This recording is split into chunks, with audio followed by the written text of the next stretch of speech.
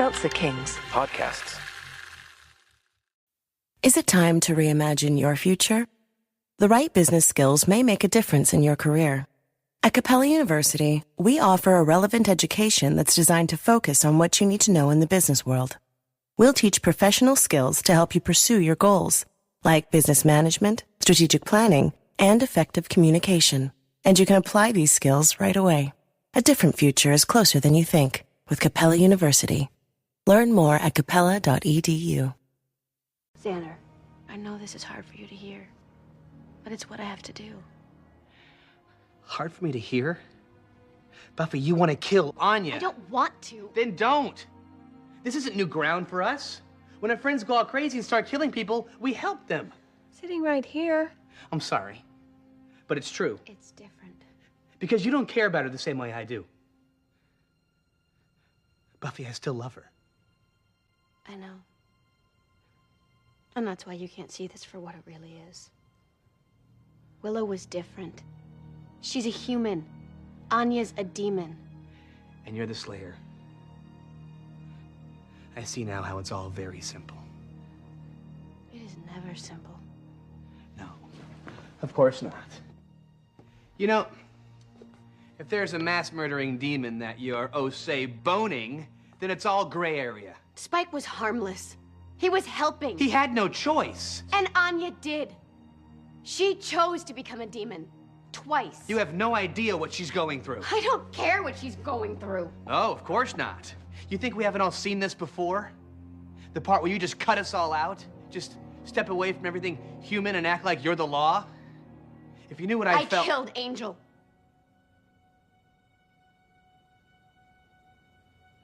Do you even remember that?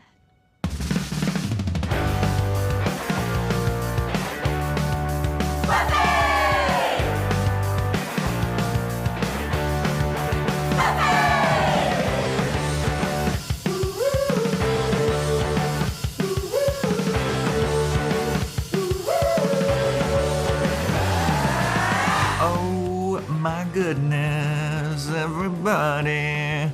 Welcome to another episode of Boys Watching Buffy. We're just two boys watching every episode of Buffy the Vampire Slayer for the first time, giving our review, our reactions. We're your hosts. I'm Joe Welke. I am Vance. And today we're talking about Season 7, Episode 5, titled Selfless, directed by David Solomon, written by Drew Goddard, original air date October 22nd, 2002, to an audience of 5.02 million people. And before we get into the episode, everybody, we have got a shout out. Big special shout out to Noodle Tree. Our Discord user gave us a 5-star Spotify rating. Thank you so much, Noodle Tree. Really appreciate it. Help us look good to the algorithm. If you want to get your very own shout out, 5-star Apple Podcasts rating and review, 5-star Spotify rating, take a screenshot of it, send it to us somehow, and you will get your ass shouted out. I gotta be real. Did not get a lot of sleep last night. We are recording earlier than usual, everybody. Yeah. But guess what? I'm still feeling peachy fucking keen. Same. Oh yeah, baby. Oh no, my thing didn't open the right way. My can's bent. My can's bent. My can's bent. Yeah. The tab's up. Tab's fully up. I have to do some. Oh, Vance always making fun of me for not being able to open this. Maybe if you didn't give me the botched cans when you did the handoff. Oh yeah. Join our Discord. I'm feeling good though, even though I didn't get a lot of sleep either. I watched these episodes very late. But I'm feeling good. I'm feeling good too. Wow, bub wow, bub wow, bub wow, bub wow, bub wow, wow. Birds in the sky, you know how. It's very musical theater-y. Oh, I'm sure there's gonna be more singing later. Oh, yeah. Join our Discord. We talk about all things Buffy. Join our Patreon, patreon.com/Boys Watching Buffy. We're doing Joe's Fashion Report /Corner, Boys Watching Angel, Boys Watching Movies. And it's just an all-around good time. This episode. Before we get into this episode, Okay. we got to do a little follow-up. Okay, let's do our follow-ups. In the last episode, we questioned why Willow would put stones on Tara's headstone. I don't think that we ever got an answer about that, did we?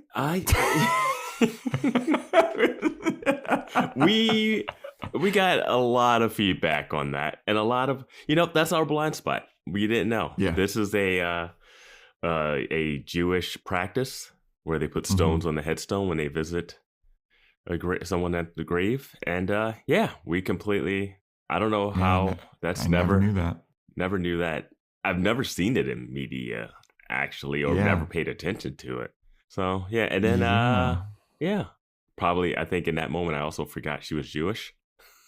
Yeah, but even if I knew Jewish, even if I knew she was Jewish, I wouldn't have gotten that. I dated a Jewish lady, a couple of Jewish ladies, and I never heard of that. Never seen it. Some of my best friends are Jewish.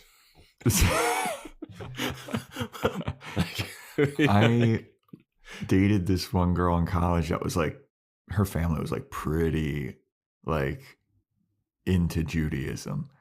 And I was at their house for Shabbat, the dinner, and like when they don't use electricity or whatever. And they loved that I was there because I was the goy that could use electric stuff if they needed. So if they were like, hey, could you turn that light on? They couldn't do it. But if I did it, it was fine. Which was something. Nice little loophole. I'm sure God appreciates that. How much electricity was around when they were making all these rules? Yeah. I think it was like the rule is like you're not supposed to work. Yeah. And I think like something about that is like work, apparently. Yeah. I don't know. I won't pretend to know. Yeah. All the traditions of all the stuff is always like, all right, I guess so. Dude, there's even some traditions in Catholicism, which I grew up in. I went to Catholic school that I'm like, what? That's it? Since when? You eat that fish on Friday. Yeah. Well, it's like they all celebrate it. Like Italians celebrate Easter stuff differently and Christmas stuff differently than Polish people do. And it's just like, all right, man. Is it currently Ramadan, or Ramadan just ended? I think Ramadan is about to end. Yeah. Easter just passed. Yeah. So that's religion talk with the boys. I'm happy everyone pointed that out, though. We just did not know that was a Jewish practice, and now we know. Yeah. Speaking of following up, let's follow up on our predictions from last episode. You predicted that Willow was going to do something selfless. I predicted that Anya was going to do something selfless. And when this episode opened up, I was like, ooh, your boy's right. And then as the episode progressed, I was like, ooh, was your boy right? Kind of. Maybe. Maybe? Yeah, you were. You are right. What do you mean? Why are you questioning yourself? I don't know, man. Did you forget what she did at the end? I know what she does at the end, but like everything leading up to it, I was like, ooh, this isn't looking good for my prediction. Yeah, they do make Anya. Anya's weird in this one a little bit. They make her very contemplative, but then I loved this. It's like, we know you're pretending to love it, but why are you pretending in front of these people? There's something about this episode that drives me absolutely fucking crazy, and it kind of ruined the episode a bit for me. And we'll talk about it later. Okay. Oh, that's a tease. Because I got so mad at this episode at a certain point.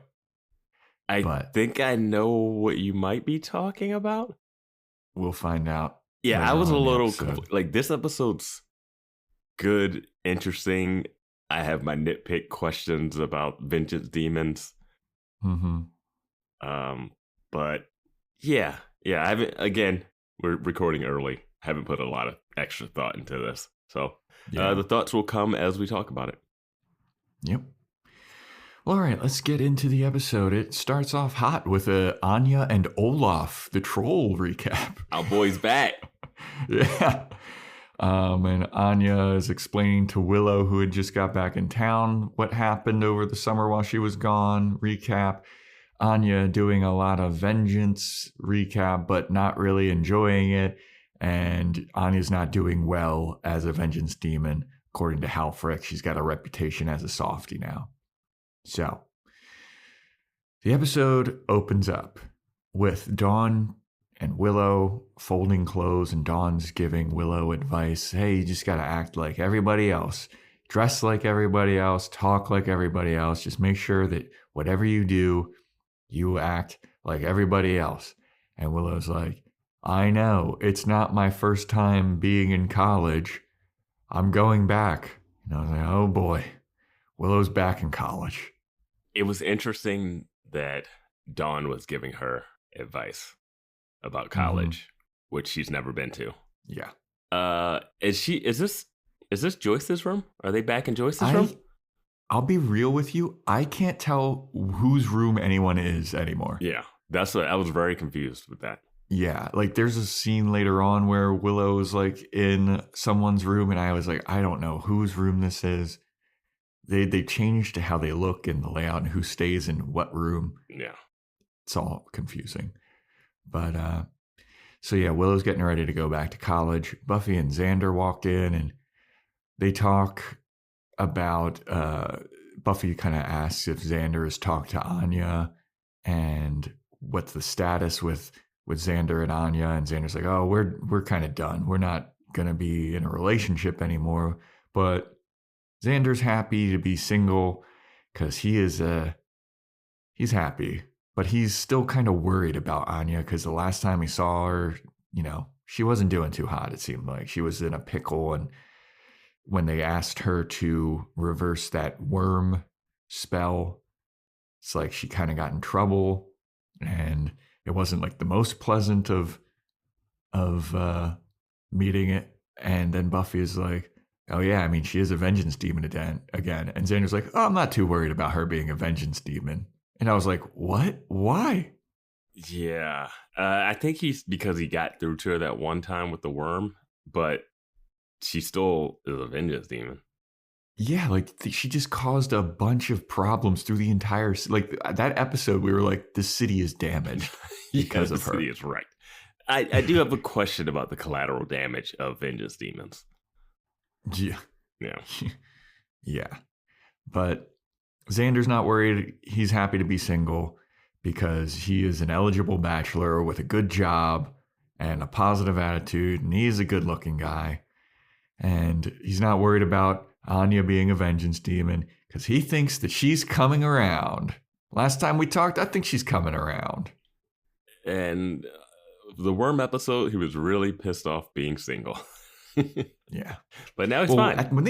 When they first started talking, they were kind of doing like a pronoun game situation with Buffy and Xander.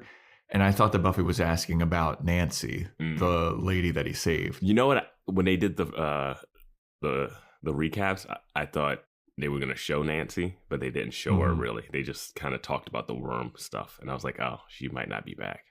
Yeah, Nancy's gone. That's wild. I really thought she was going to at least be around for a couple.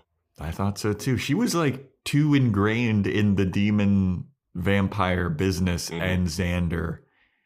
But I guess, as Xander said, she's never calling me. She's never calling.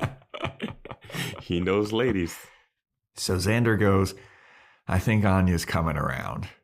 Cut to just about a dozen of dead men's bodies at what looks like a frat house. Turns out it is a frat house.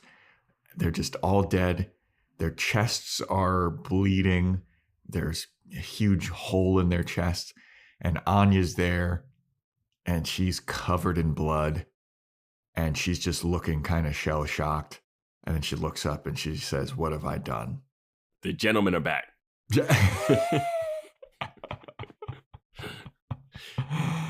So then we get the intro song.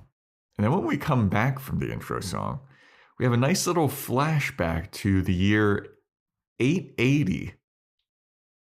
I forgot to write down the country. Sojournos, I think it's a made up. I tried to Google it. It might be made up. According to the closed captions, they were speaking Norse speak. Yeah. It was like Sojonost. Yeah. I Googled it and it didn't really come up with anything. But yeah. But it did have that that O with the slash through it. Yeah. It did. I think they said it was Norse language, but it really just sounded like them speaking gibberish. And Anya has the exact same accent. Yeah. So Anya's back in 880, and Olaf comes home into their little hut that they live Pre-troll Olaf. Yeah. Yes. Human man Olaf. But he has been fighting trolls because he's like the village, dare I say, champion. I wouldn't go that far. But he's like their big hero troll fighter, and Anya's like taking care of him. Oh, also, and must note that Anya's name here is not Anya. Mm-mm. It's not Anyanka. It is Ode or Odd? Odd. A-U-D. Yeah, Odd. Okay. And Odd is taking care of him, and she's tending to his wounds, and she's going to cook a nice meal for him. And he's like, yeah, that sounds great. And it'd be great if I got some ale. And then as she's like preparing this feast, Olaf looks around and he notices there's a lot of rabbits in the house. Mm-hmm. What's up with that? And I was like, ooh, we're going to get the genesis of Anya's fear of rabbits. We do not. Yes, I just realized that looking at my notes. I was waiting for the moment that something happens and she's afraid of bunnies. Mm-hmm. Never happens. Now, they have to do something with it, but I can't see us having another flashback Anya episode. Yeah, me neither. Like, this was the place to do it. Mm-hmm. And it's just that Olaf mentions that there's a lot of rabbits in the house. And Odd goes, yeah, it used to be only a few, but then, they started mating like rabbits do. And now there's a fuck ton of rabbits in here.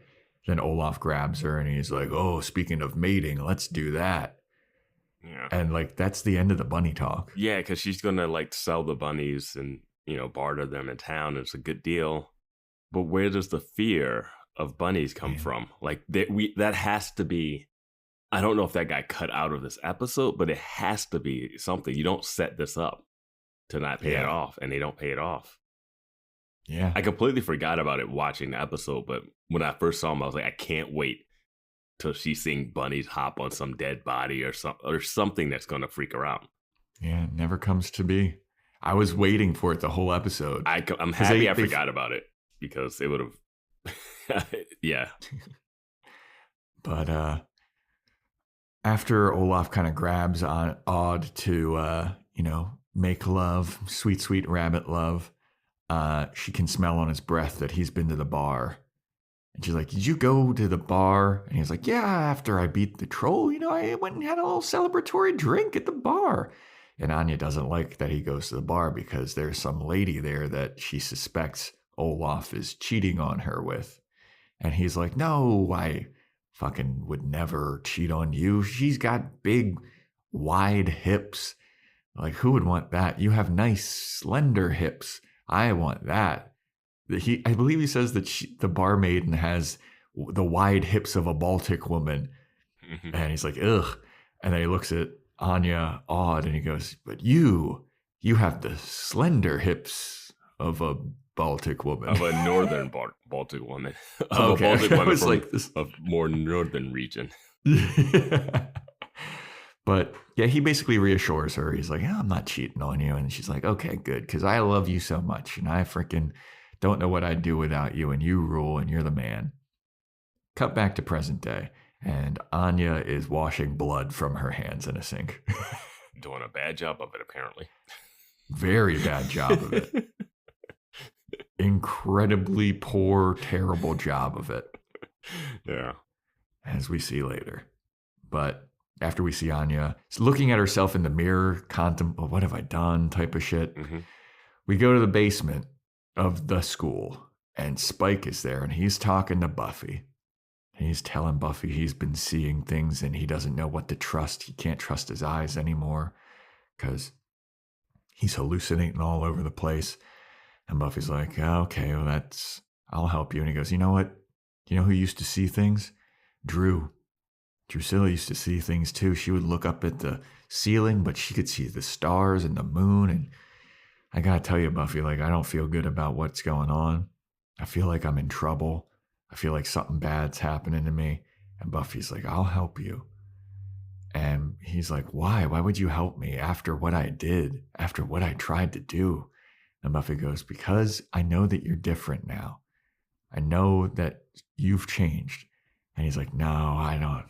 I could never ask you for help. And Buffy's like, we can get through this. Little do we all know, this is all in Spike's imagination. This is a vision. This is one of the visions that he's been seeing, that he's been talking about. Mm-hmm. So then a much meaner Buffy shows up. And she's wearing black. The other one's that's how white. You can tell. And she comes down into the basement and she's like, Spike, what the fuck are you doing down? What are you doing here, you idiot? He's like, oh boy, here we go. Now the bad Buffy's here to talk to me. And she's like, Spike, you gotta get out of this basement. You gotta get out of here. It is killing you. And he's like, I don't know. And she's like, dude, you're on top of the Hellmouth. Get out of the fucking basement. It's gonna kill you. It's making whatever you're dealing with so much worse. And Spike looks up all sheepishly and he goes, I have nowhere else to go. Bullshit. And he's all sad. Yeah. Any open mausoleum. Dude traveled all the way to Africa, apparently, to get his soul back. But now he has nothing when he comes back to Sunnydale. He's been traveling across the world. I guess Clem stopped looking after his crypt. There's a new crypt every day. Yeah. Go to that lovely waterfront cemetery that Willow and Xander were at. Go to one of the 8,000 caves. That's... Yeah, take Gnarls home away from him. I don't even know why he would have went straight to the school. Yeah, that's so weird. Because he has no ties to the school, really. Yeah, and it's a risky place to be. Mm-hmm. Like, Buffy works there. But he was living there before she even worked there. Yeah. He moved in before it opened, it looked like. Yeah. He had a nice little setup. I don't know. Yeah. And that's it. That's the end of Spike, right? To this episode? Yeah, he doesn't really feature too heavily in this episode. Another unanswered thread. Because when he says, I have no place to go, we're like, oh no, Buffy, don't take him in. Are you crazy? No, yeah. Buffy doesn't say anything else to him. I don't know what happened after that. Yeah. All right. So after this scene, hold on a second. I got a question for you. Mm-hmm. Do you think that second Buffy is real Buffy, or do you think it's imagination? I think it's real Buffy because we see her upstairs getting the phone call in the same outfit. Okay. They're not trying to fake.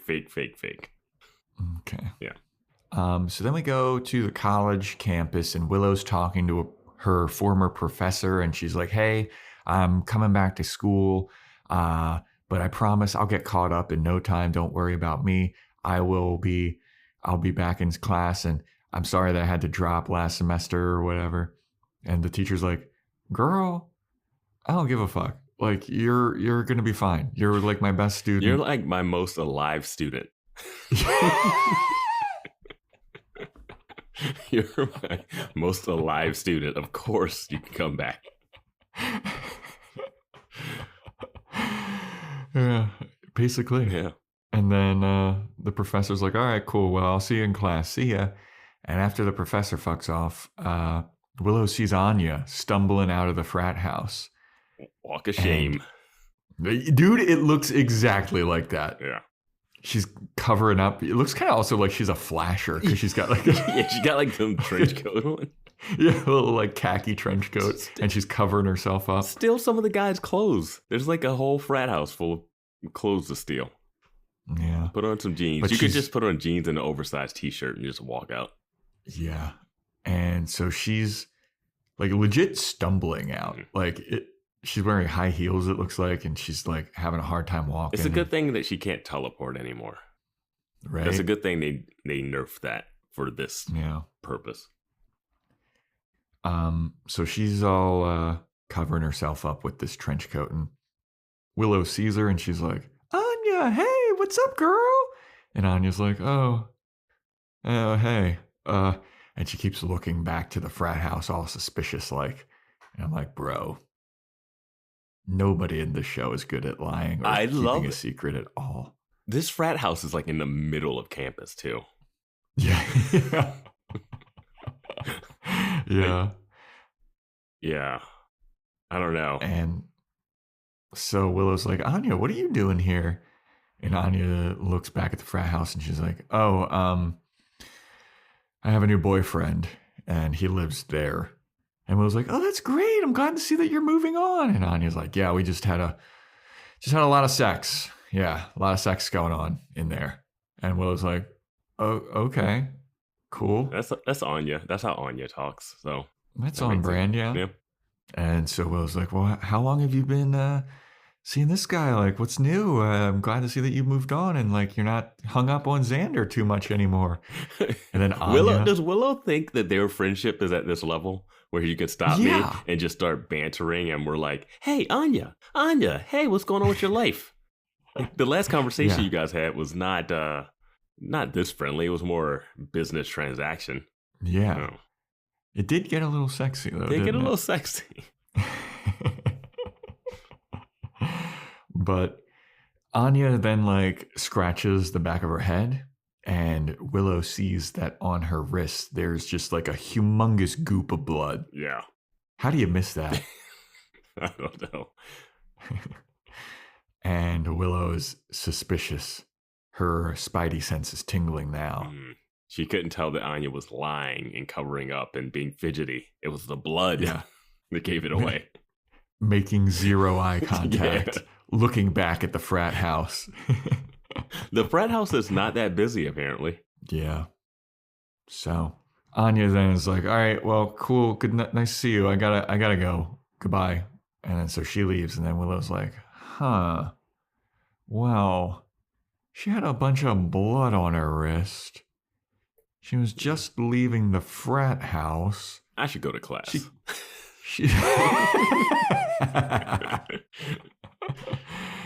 She kept suspiciously looking back at the frat house. I'm going to go investigate the frat house. So Willow goes and she opens the door and she just sees blood splatters everywhere. There's blood on the ground, blood on the wall, blood on the chairs. And then she goes into another room and you don't see them, but she sees the pile of dead bodies, now, presumably. Now, this brought me back to, remember the first time Willow really freaked out in this show? It was like season 1 or something, and she found all those bodies killed by a vampire in the school. It was like, it was, I forget who did it, but she walked into, it was in the high school. I don't know if this was season 1 or season 2, but she walks into this, like, she was hanging out with this group of study people, and then she goes back into that room and they're all dead. And then like, she's like catatonic from it. Yeah. That's what I was like wanting to like flash back to, but no, that would have been nice. She's just like, yeah, dead bodies.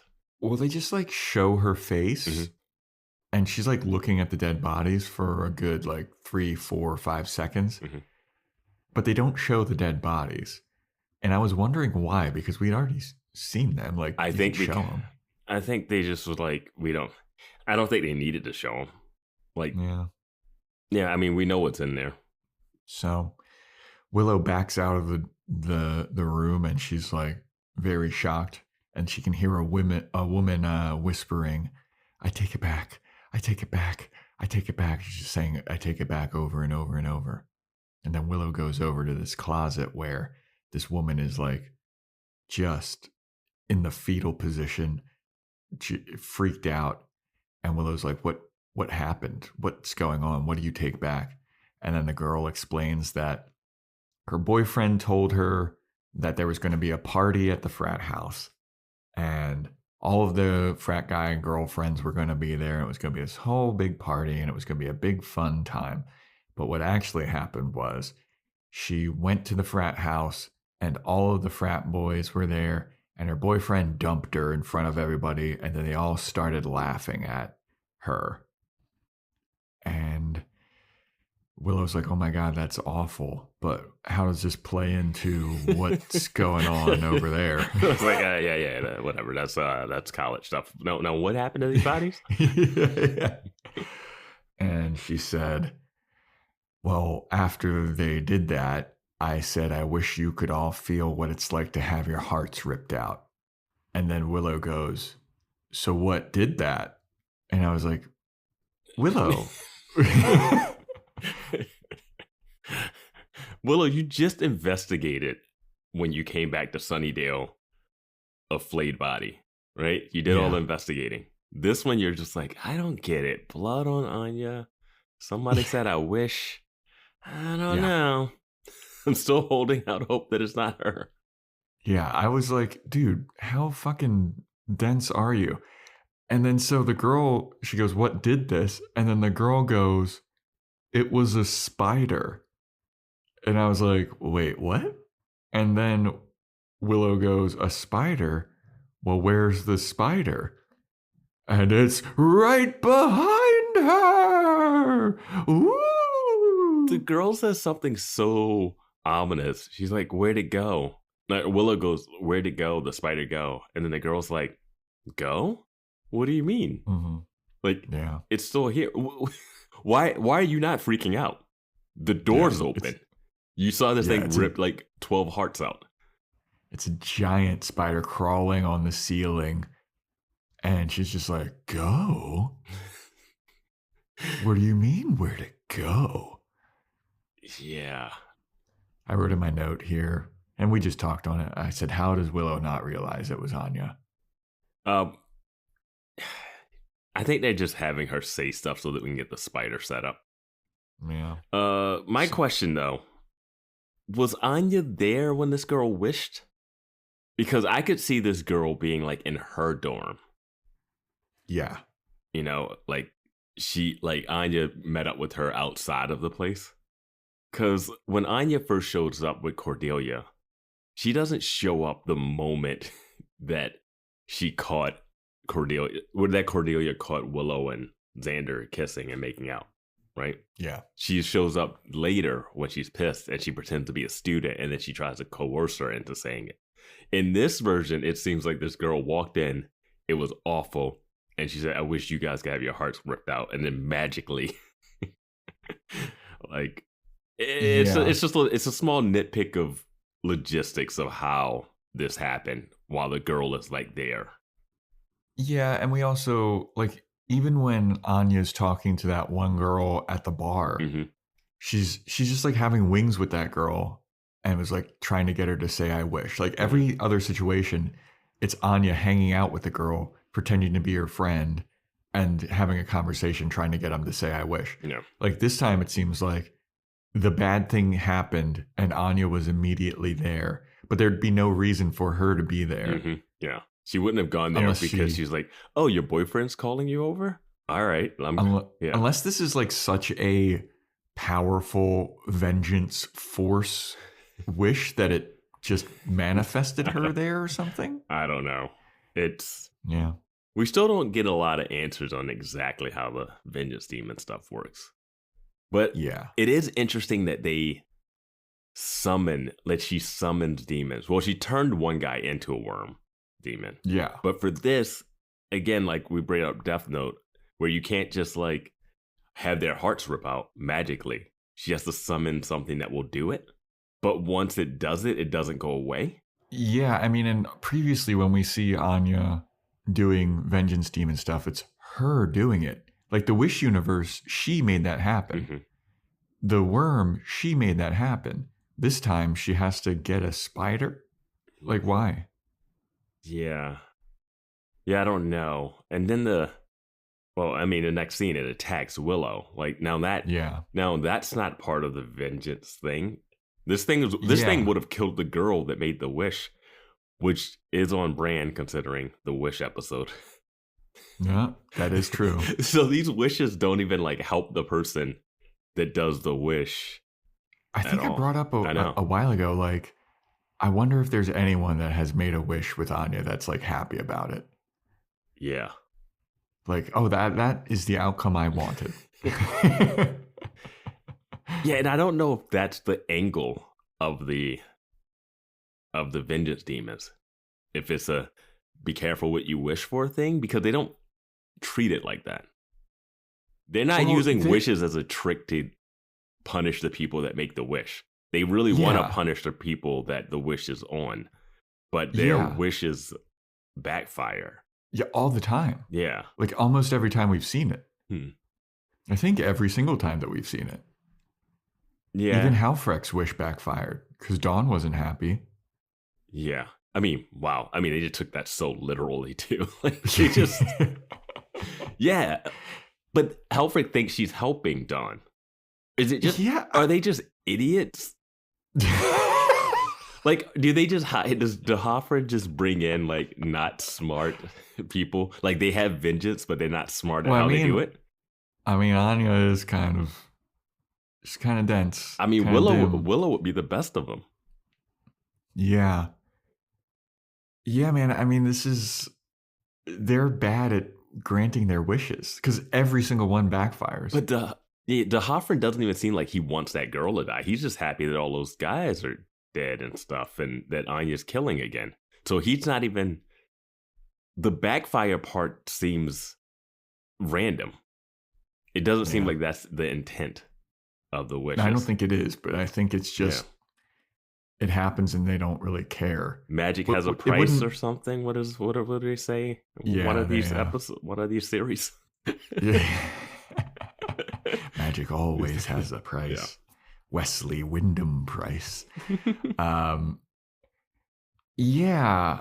And the thing is, like, Halfrek, she genuinely like wants to help people. She's like the patron saint, patron demon of like family issues. Mm-hmm. So she should want to help the people, and like she wants to get vengeance for sure. But then she also wants to like look over it, because when we see her at the wedding with Dawn, she's like, "How are you? Mm-hmm. Is everything good? Is everything okay?" Yeah. Like she wants Dawn to be happy.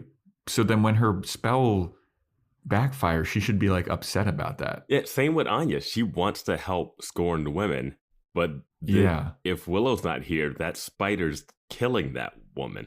Yeah, and she wanted to help Cordelia, but Cordelia died in her wish. Yeah. She wanted to help the girl with the worm boyfriend, but the worm boyfriend almost killed her. Yeah. Where are these demons' morals, Vance? I don't know. Why is vengeance demons a thing?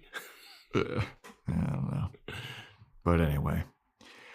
So the spider attacks Willow, goes to jump on her, but she uses witchcraft as like a shield to not get attacked. And the girl is like, "Oh my God, it's going to attack you." And then evil Willow comes out. She goes, "Shut your whimpering mouth." And then she force pushes the spider out a window. Did you think the spider was dead when she did that? I 100% did. Me too. Yep. Because this frat house is in the middle of campus. Yeah. But it was kind of cool. Like, oh shit, Willow still doesn't really have a handle on this magic shit yet. She's got Dr. Jekyll, Mr. Hyde vibes. Yeah. And I like it. I mean, we have to bring up once again how terrible of a mentor Giles is. Dude. Well, she did snap back to herself. Pretty quickly, yeah. Yeah. I mean, I will say this. If I was living in Sunnydale, I want Willow powers 24/7. I'll take anything that comes with it. I'll take the angst. I'll take everything except for like losing the woman I love for it, like not having to risk that. But that was kind of residual. That's just the cost. That's just the cost of living in Sunnydale. That was going to happen anyway. Yeah, like somebody's going to die. But I want Willow's witch powers. I want the witch powers 24/7. Yeah. So after Willow shoves this spider out the window, we get another flashback to Odd back with Olaf. And there is a troll attacking the village. And it's like, oh my God, the villagers are scared, but they also are all gathering to attack this troll. And it turns out the troll is Olaf. He's like, guys, don't you recognize me? It's me, it's Olaf. And the villagers are like, fuck you. You're not Olaf. Olaf is our champion. He fights people like you. And he's like, no, guys, it's really me. And then they just I look exactly the same. I'm wearing the same clothes. I'm just green.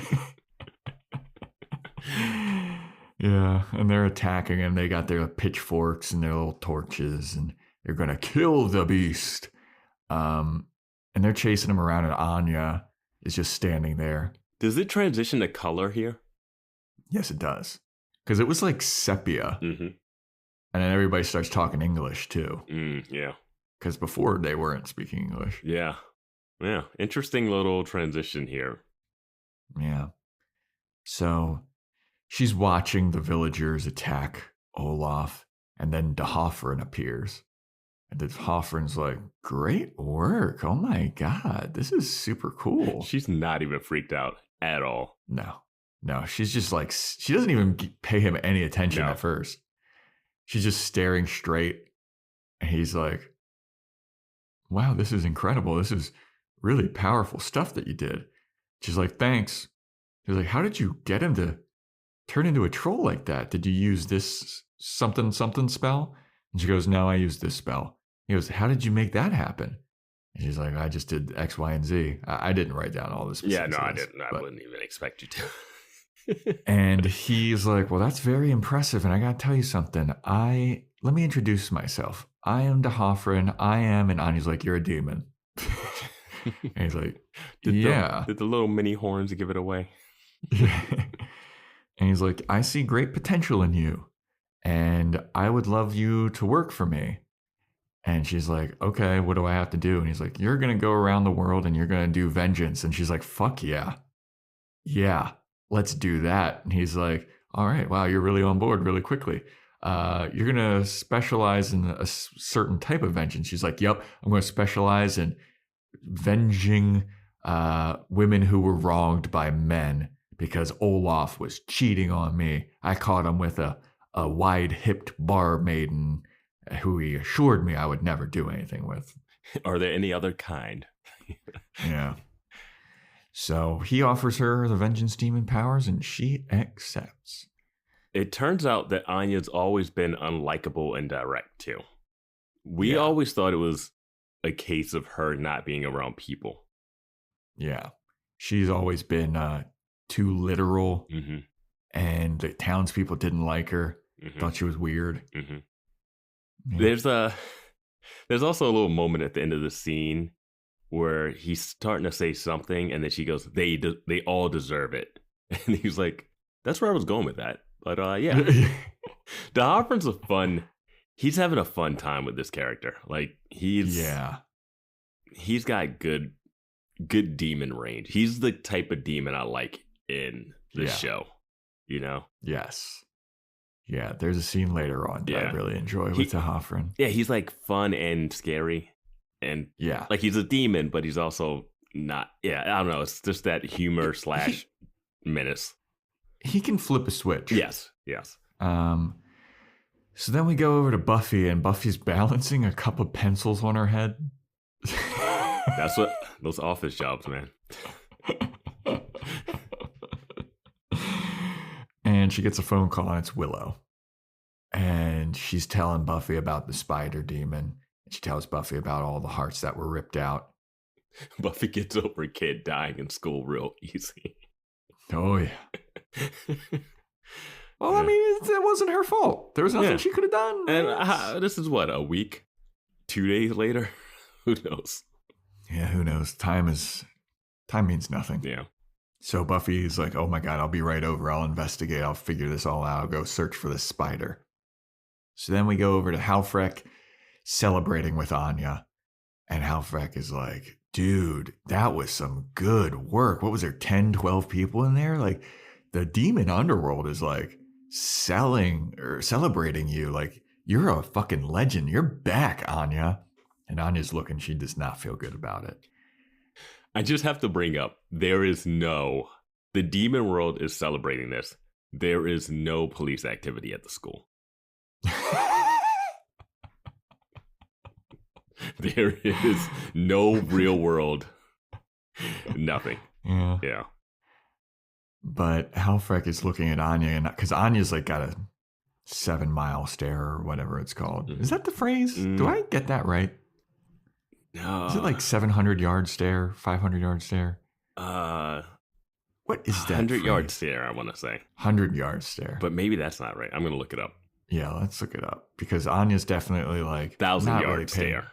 1,000-yard stare. Okay, I was only 300 miles off. What was your original one? Original one, I said 700-mile stare. 700 mile. Jeez. Like, if you see someone with a 700-mile stare, you just put them down. Well, that's less than 1,000. They're doing better than the 1,000-yard stare. 1,000-yard or 700 miles? Or 700 miles? I didn't hear yard. I didn't hear yard. 1,000-yard. Yeah. Well, Anya's got a 700-mile stare, Vance. Yeah. You just put her in that facility that Buffy was in. Yeah. So she's just looking off into the distance, and Halfrek's like, what's wrong?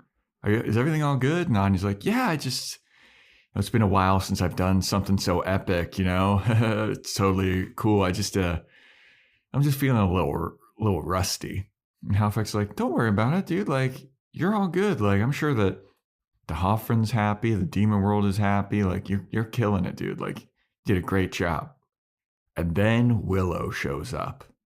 And then the demons are like, oh, hey, what's up, Willow? And Willow goes, leave. She looks at Halfrek. And Halfrek's like, what are you fucking talking about? Leave. I just got here. I'm celebrating with my girl Anya. And Willow just goes, leave. And then Halfrek's like, all right, okay, see you. Okay, goodbye. She technically says, get out. Oh, get out. Okay. Which is a little more forceful than leave. A little more. Yeah, a little more. That's true. A little more. I wanted to see Halfrek go at it, though. Halfrek looked like she was ready to throw down. Yeah, I mean, Willow came in and she meant business. Yeah. What did you think of Willow's look in this episode? You'll have to tune into the Fashion Report /Corner to figure that out. Oh, I don't watch those. Nobody does. I thought it was pretty decent. I just don't like the brown skirt. Okay. The red's good. I like the red. Yeah, the red's good. Mm-hmm. It's the brown skirt that killed me. But anyway, so Halfrek's like, all right, fine. I'm out. See ya. She claps her hands. She teleports out. And Willow is like, Anya, you've got to fucking stop. And Anya's like, ooh, big bad Willow's here, coming to threaten me. And Willow's like, yeah, you're in trouble, and I am here to help you. And Anya's like, that's rich. From the girl who flayed Warren. You flayed anybody lately? How soon you forget that you are the one that flayed Warren Mears? And Willow's like, I haven't forgotten. I've been reliving every second of that. It still horrifies me. It keeps me up at night. And I still want to help you, Anya, because I don't want you to go through what I've done. And then Anya is kind of like getting to be like really worked up emotionally. And she's like, they got what they deserve. And it's like, ooh, you can tell Anya's not really believing it. Uh-huh. I mean, this is some good acting. This is a good acting Anya episode, I gotta say. It's an Anya showcase. Emma Caulfield. She did a great job, dude. There's in her kitchen, she has these giant boxes on the countertop. And I didn't know what those were. It was like 1 and 3 or something. I'll be real with you. I did not notice that at all. I'm bringing it up because I know some Discord people might chime in. What were those boxes? Yeah. Thank you, Discord, in advance. Discord, like, there's no answer for it. They're just feverishly searching. Fuck. What's the answer? Vance is thanking us already. We can't let him down. I'll say with Discord, people looking that up, if there is no answer, I forgive you in advance. I will never forget. Never forgive. Never forget. I don't ask for much. I just need to know what those boxes were. But yeah, honest, they got what they deserved. So then we go over to Buffy and Xander in the woods, and they're chilling. They're just walking, taking a stroll through the woods with their swords and their axes. Did she leave school during the day after she got the phone call from Willow saying that there's a spider? Yeah, there's some suicidal kid looking for her, and she's just gone. Why do they think it's in the woods where they go? Dude? It feels like tracking a spider would be a lot of tougher than just, all right, let's just walk down the woods with swords. Yeah, and in broad daylight, too. It's daytime. Yeah. But, yeah, they walk around. They're hunting the spider demon, and I mean, they're pretty on with it because they just immediately find a dead body. It seems like they find some guy who's had his heart ripped out. And then they look over to another tree and they see a bunch of black gooey webbing, and Xander touches it and he's like, ew, gross. It's like, how has he survived in Sunnydale this long? Just being next to the Slayer.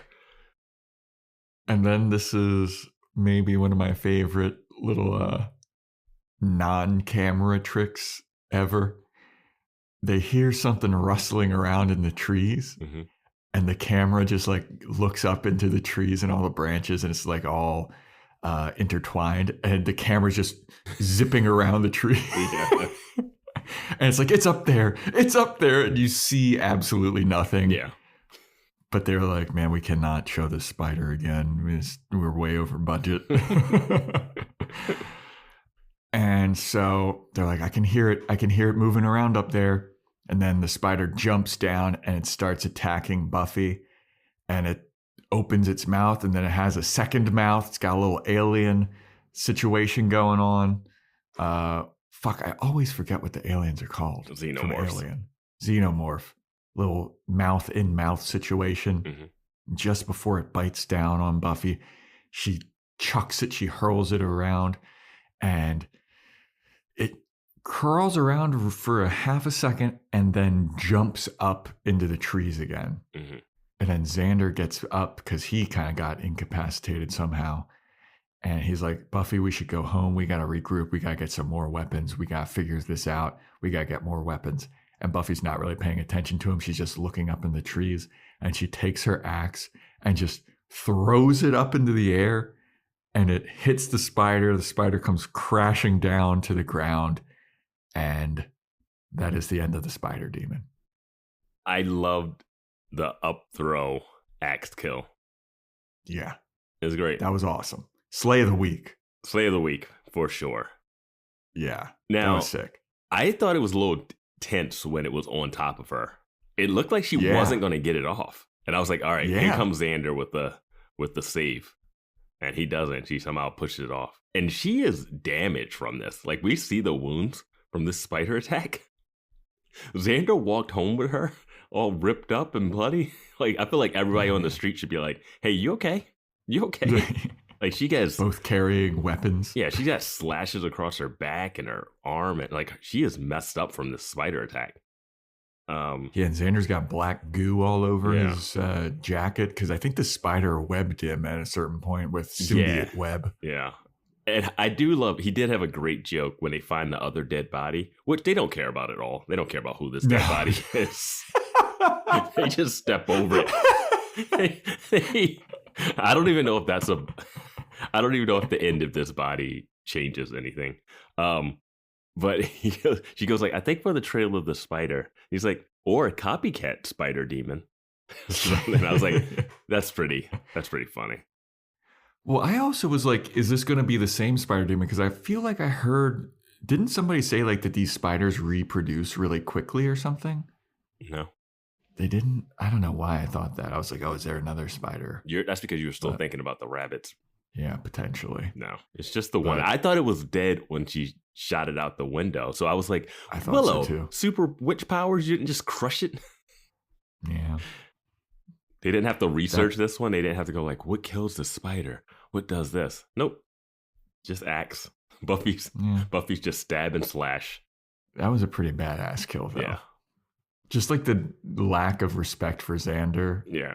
Because he's like, we gotta figure something else out. He's the one that's like, we should research this, kind of. Yeah. And Buffy's just like, none of that. Yeah. He's like, I'm the shit. So Buffy and Xander go back home. They go to the Summers house, and they want to know more about that spider demon. They want to research it, figure out what was that. But Willow's already there. And she's like, I know all about the spider demon. I know where it came from. And I know what it is. And they're like, oh, okay, cool. Tell us. And then she tells him, like, it was Anya, the vengeance demon. She summoned the spider, and the spider killed about, 10 to 12 guys. And Buffy's like, oh my God, why didn't you tell us about this? Why didn't you tell me about this immediately when you called me? And Willow's like, I didn't tell you or Buffy's like, you didn't tell us for a reason. And it's because Anya. And Willow knows that what Buffy has to do in order to make this right, she has to kill Anya. My immediate thought was, just send her to London for 2 months.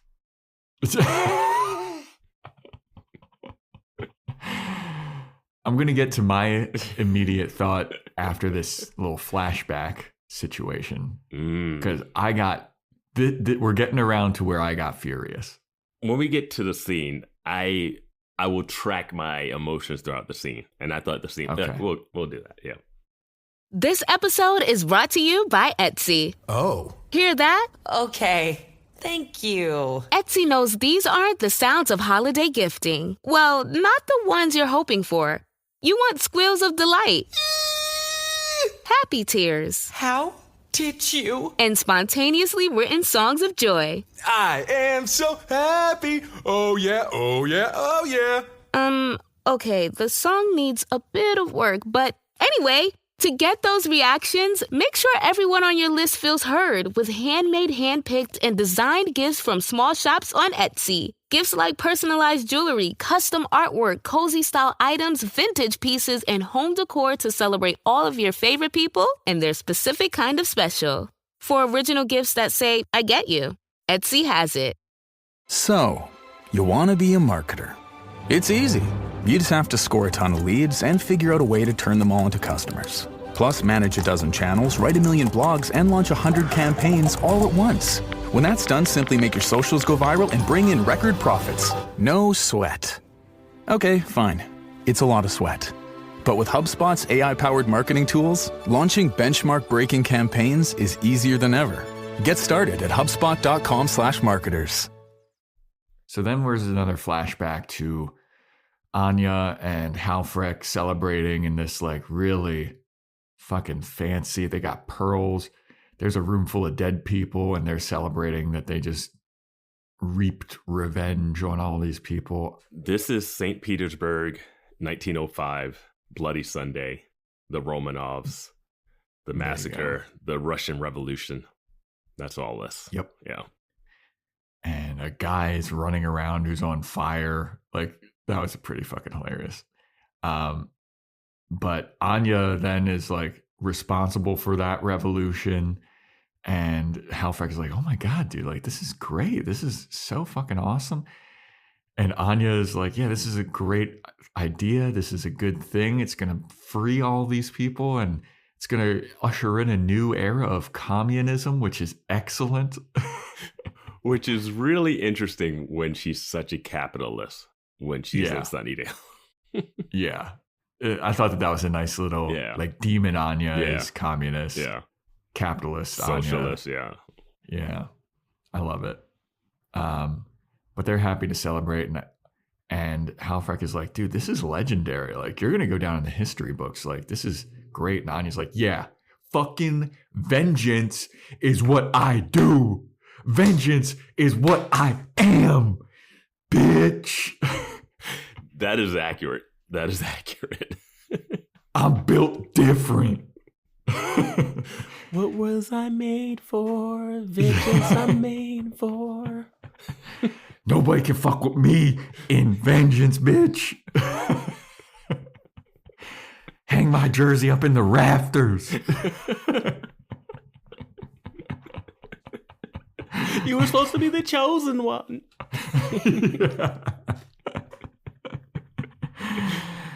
Oh, God. Yeah, Anya's identity crisis is really interesting throughout this. Because I didn't really think she had that long. But sure. Like, it for the episode it works, but I don't think it's tracked throughout the show that she's had. I guess she's been dealing with being a human and mortality. But yeah. So then we go back to present day, back at the Summers house. And this is where I get pissed. So Xander is trying to convince Buffy, like, hey, please don't kill Anya. You do not have to kill Anya. We don't even need to do anything. We can fix the deaths, right? They died, all those frat guys, they died via mystical means. We can reverse that. We can bring them back, just like we brought you back, Buffy. Because you loved it. Like, you loved us bringing you back. that caused no problems at all. And Willow's like, Xander, we cannot do that. I don't think that I am strong enough to do that. And if I were to get that power again, I don't know how good of an idea that would be. I wouldn't trust myself with that power. These are faceless, nameless people, guys. And then Xander's like, well, we still don't need to kill Anya. Like, this isn't what we do. When our friends go crazy and kill people, we help them. And he looks over at Willow, and Willow's like, hey, I'm right here. It's like, yeah, you know. Yeah. Yeah, don't try to catch feelings, Willow. Yeah, don't get all fucking pissy about this. You tried to end the world because your girlfriend got killed. And Buffy goes, this is different. And Xander's like, how is it fucking different? This only is different because you don't care about Anya the way I care about Anya. I still love her. And Buffy's like, this is different, Xander, because Willow is human. All right? She just got wrapped up in some bad, alcoholism magic situation. She fell in with the wrong crowd. Yeah, like we could help her. This is different. Anya's a demon. And Xander gets pissed. And he's like, oh, okay. Yeah, so we have to kill a mass murdering demon because that's what Buffy does, except when she's fucking that mass murdering demon, then we don't have to do anything. Then it's a real big gray area all of a sudden. And I was like, good point, Xander. Yep. Good point, Xander. And he's basically, Buffy's like, you don't have any right to talk to me like that. How dare you, Xander Harris? And Xander's like, basically calling Buffy a hypocrite. And she's like, you don't even realize I put a sword through Angel's chest. I loved Angel more than anything. I would have given up anything to be with him. I loved him more than anything in this life. And I put a sword in his heart because I had to. Meanwhile, all of my friends are cheering me on to kill the person that I love the most. Don't think that I forgot, Willow, your message, go kick his ass. And then Willow goes, hey, I never said that. And I was like, 5 seasons later, are we about to get closure on this? Yo, when that got brought up, I was like, wow, they saved it. They saved it to here. And Willow looks accusatorily at Xander like, hey, I never said that. Mm-hmm. And Xander kind of looks at her like, shut up. Yeah, he just like brushes it off. And I was like, that's it? Yeah, I thought that there was going to be something else going on there. Maybe the next couple episodes, but I don't know how it gets brought up. I was like, hey, Xander, remember that time we were arguing about killing Anya or not? And Buffy said that thing. What did you tell her? Like, I think this is the time it needed to like fully come out. I thought that it was because when Buffy brought that up, it's like, remember you delivered Willow's message, kick his ass? Yeah. Hey, I never said that. Xander's just like, shh. Yeah.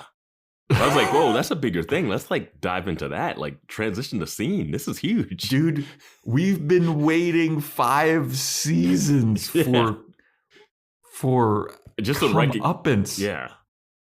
Everybody that has disliked Xander, this is the moment I want to hear this come to light. Because this is a huge thing against Xander. Yeah. And I wanted to play out. I want to hear this. So, I mean, I remember when that happened. Yeah.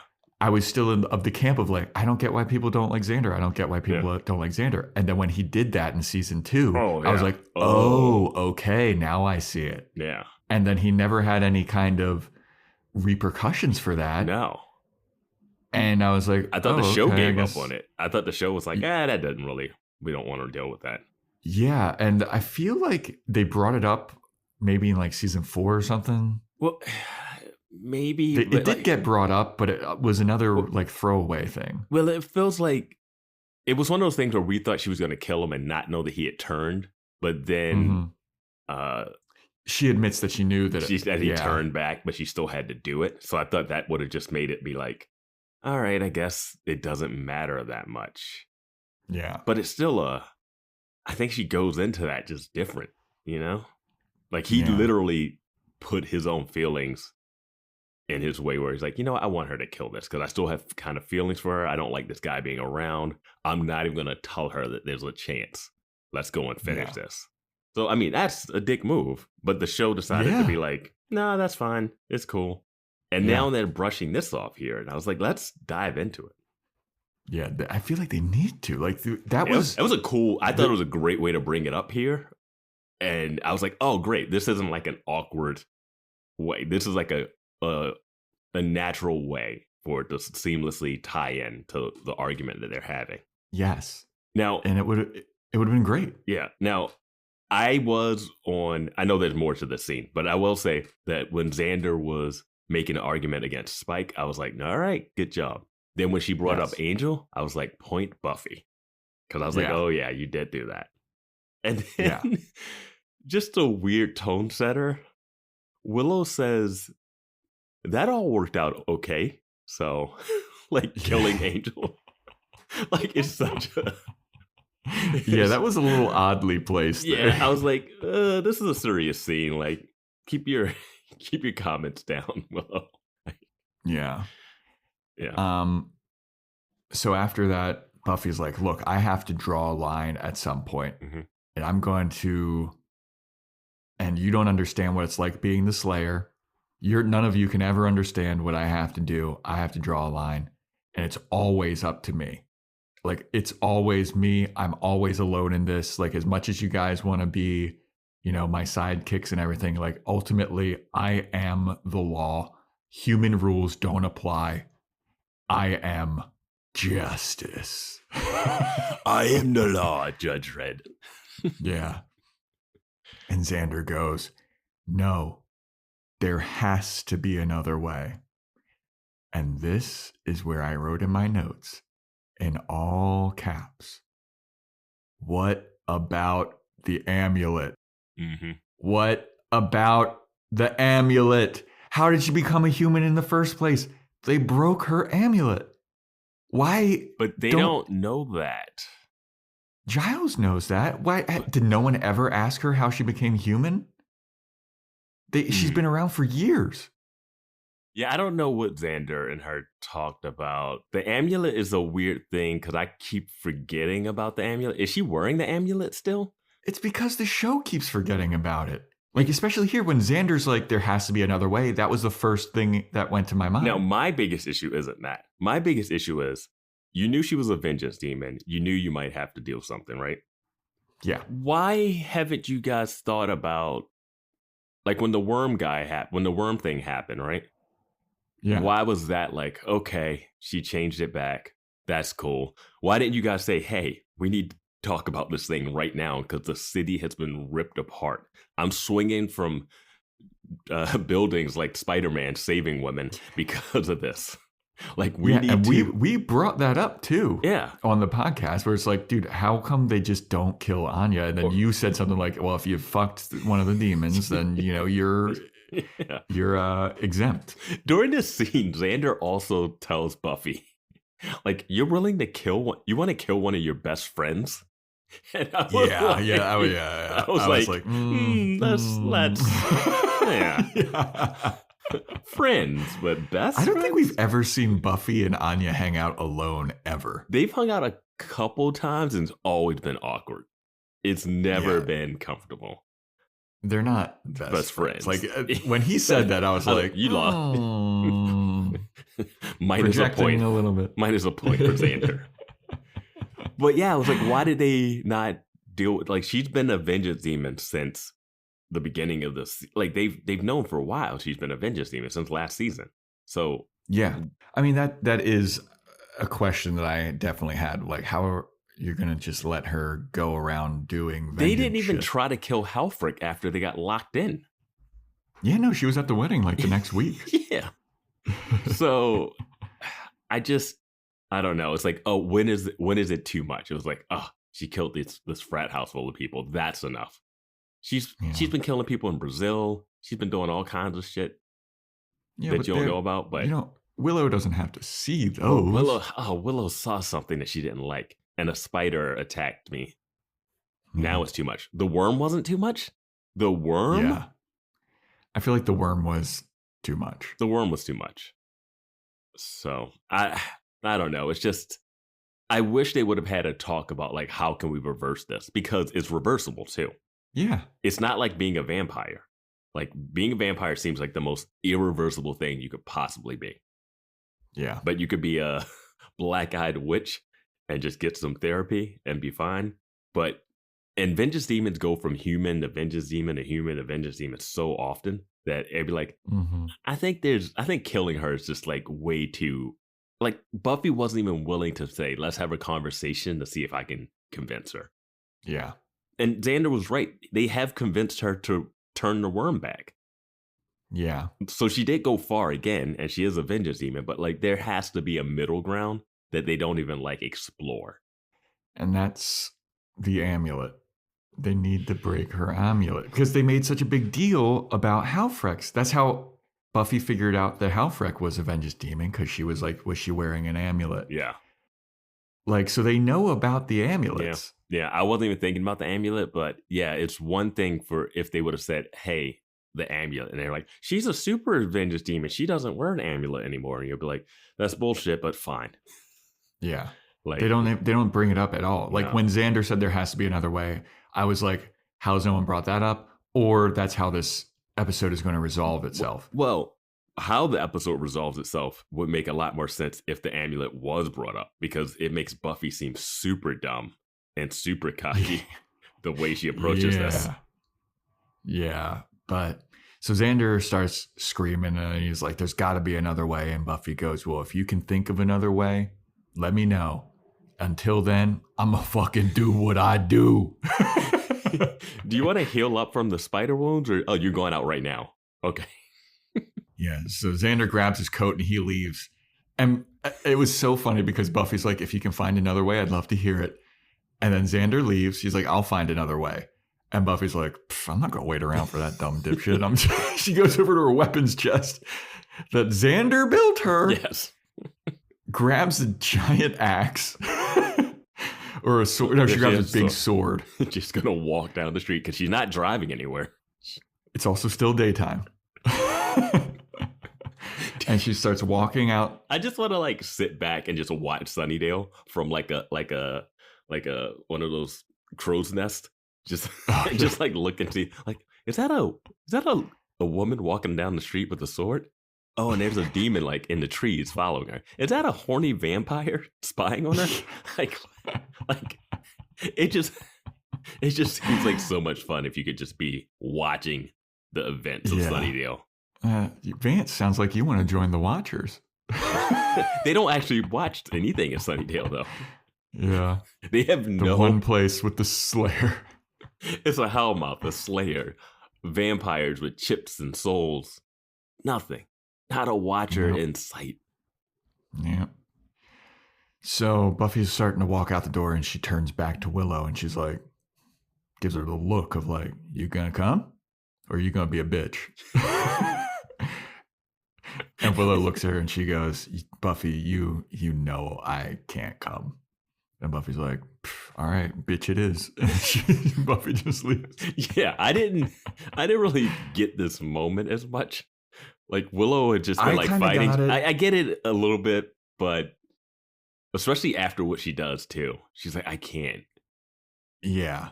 I got it in the moment before I even saw what it was. It kind of seemed like Buffy's like, whose side are you on? Are you on Xander's side or are you on my side? Oh, okay.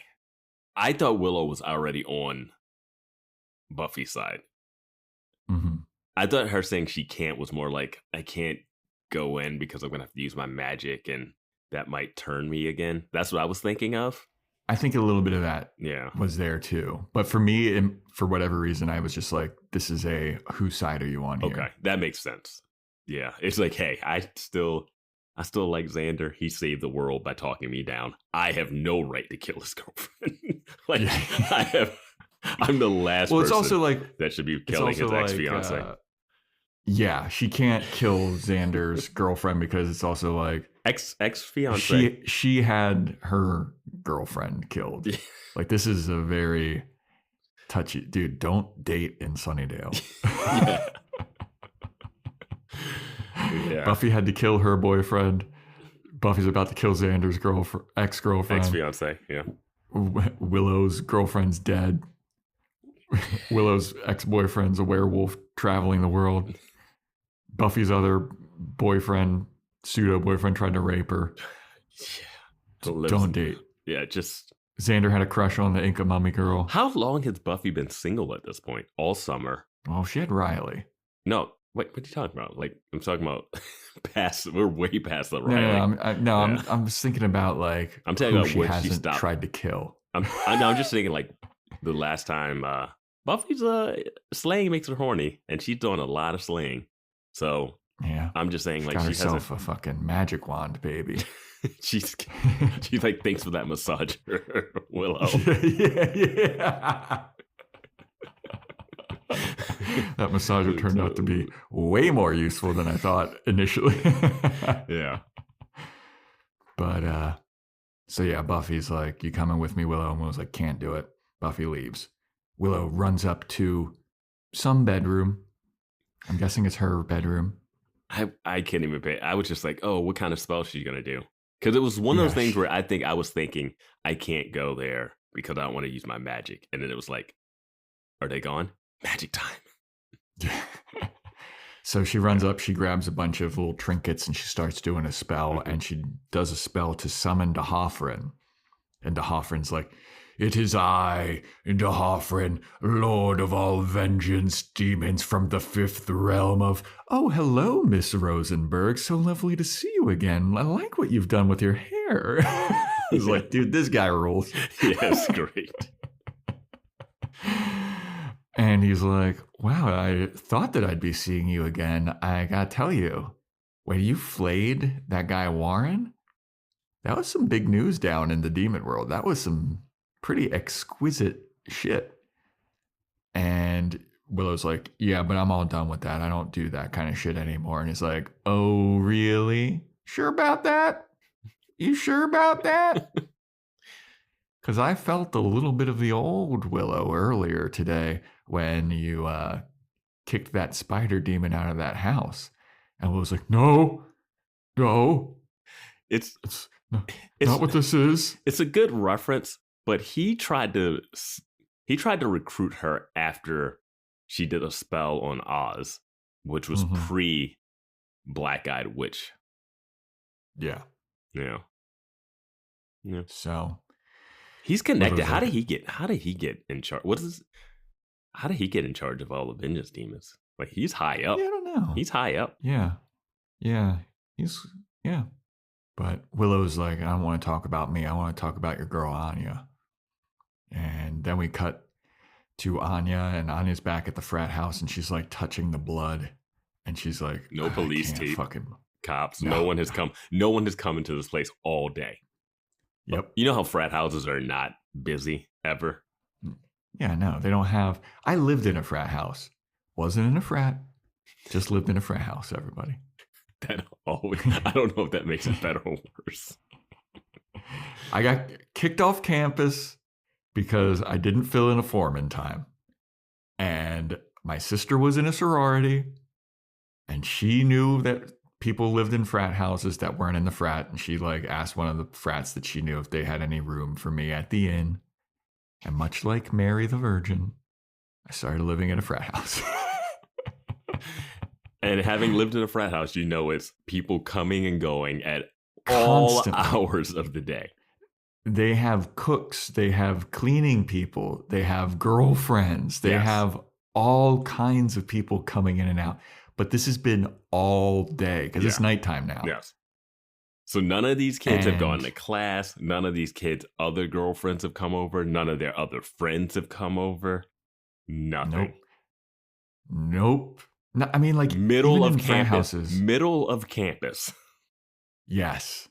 I mean, even in frat houses, not everyone in the frat lives in the frat house. So, like, even brothers that would not be in the frat would show up and, like, get lunch or hang out if there was a meeting or something, talk about, like, someone's going to sit around on the couch drinking beer, watching something on TV.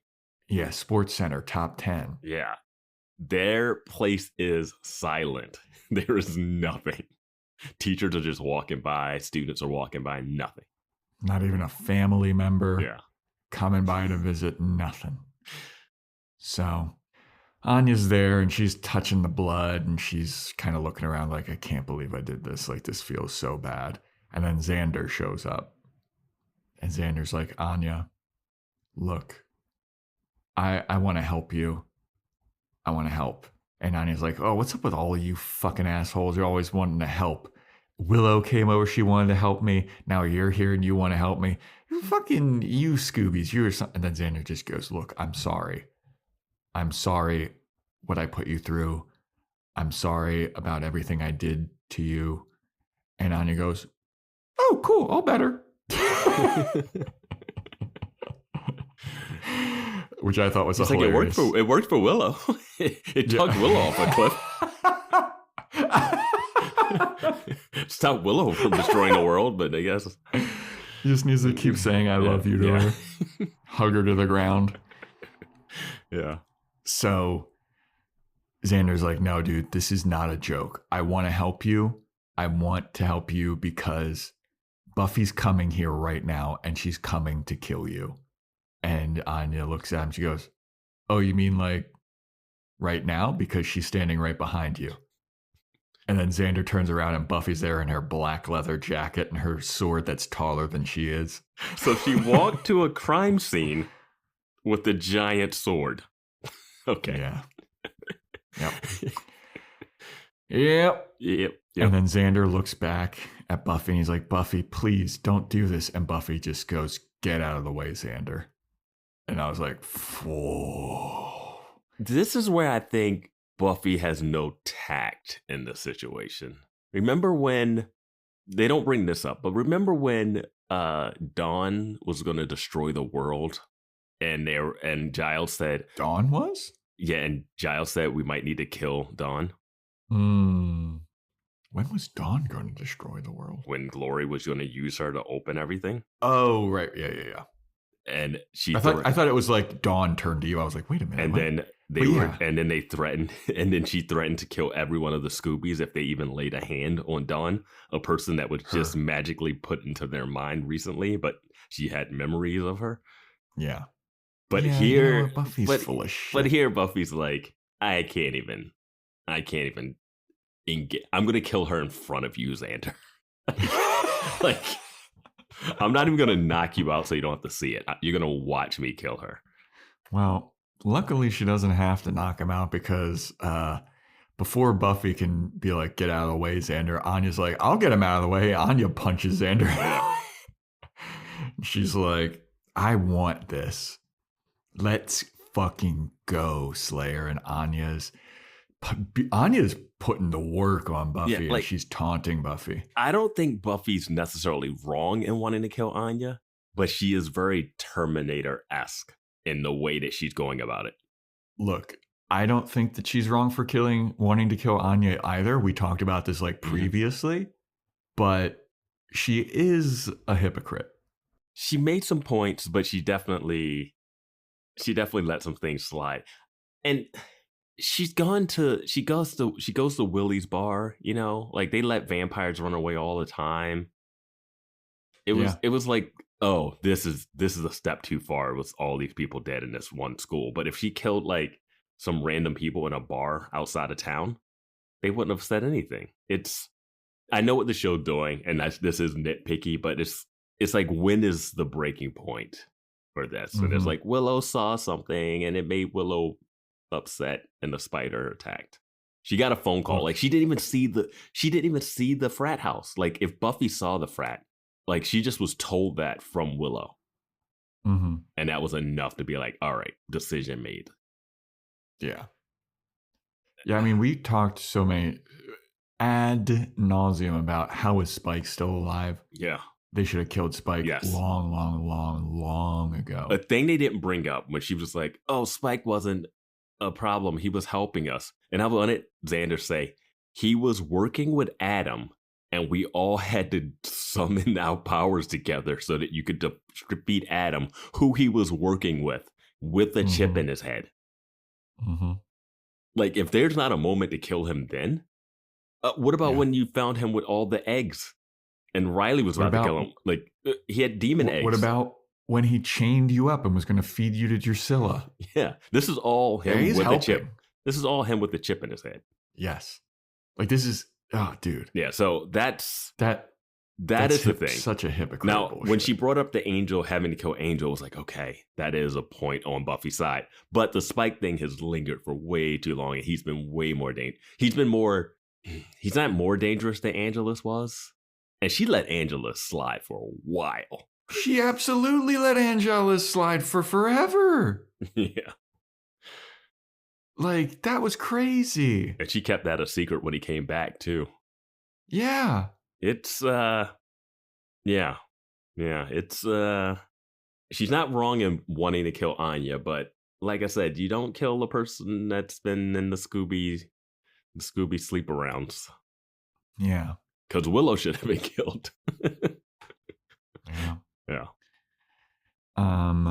So as Anya is beating the shit out of Buffy, she starts taunting Buffy. She goes, oh, is there any of your friends that left that you haven't tried to kill, Buffy? I was like, damn. I was like, this is very soon to be having another fight with one of the friends. Yeah. And dude, Anya is whooping up on Buffy. And I was like, is Buffy pulling her punches? No, Buffy shouldn't be able to beat a vengeance demon. Yeah. But so then Buffy apologizes to Anya and she's like, I'm so sorry that I have to do this to you. And Anya kind of also, it's this weird thing where Anya's fighting Buffy, but it's also like Anya has a death wish where she's like, if I die here, like it's not the worst thing that could happen because she's got a lot of guilt about killing all those guys. So is she pretending to be a badass demon? I know like there's a little nuance here, but it was hard to tell when she like completely flipped and was like talking shit to Buffy. I think that was just trying to get under Buffy's skin so that Buffy would kill her. But Buffy can't kill her with what she's trying to do. Yeah. So, yeah. I mean, I think that she can. No, we saw Hellfreak. Can you chop their head off? Who knows? They don't explain it at all. Yeah. And Buffy should know that what she does isn't going to work. And she kind of says she knows, but I was like, if you knew that, why'd you stop? Yeah, because Buffy apologized to Anya and then like just stabs her through the chest right in the heart and cut to commercial drama. Whopper, whop.